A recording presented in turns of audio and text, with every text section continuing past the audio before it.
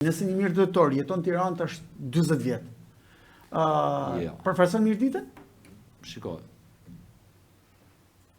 Ju e kishit një. Shiko, ideja që një njohës i mirë i mirëditës, një mirëdhëtor dhe njohës intelektual i zonës. Ka interesat e veta në Tiranë. Njohës i mirë i zonës absolutisht mund të ishte dhe i përfaqësues dinjitos dhe i mirë. Pastaj se kur rrin në Tiranë apo rrin në Mirëditë, është çështje tjetër për të diskutuar kjo.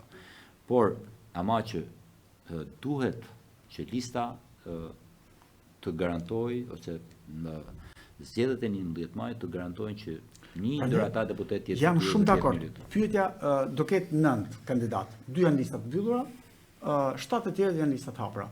Sigurisht vetëm nga emra duke i parë, 5 për tyre janë mirëditor. Tash mirëditorët të do zgjedhin. Mirëditorin që rrin Mirëditë apo mirëditorin që rrin Lezhë. Shiko, mirëditorin që duan të zgjedhin ata.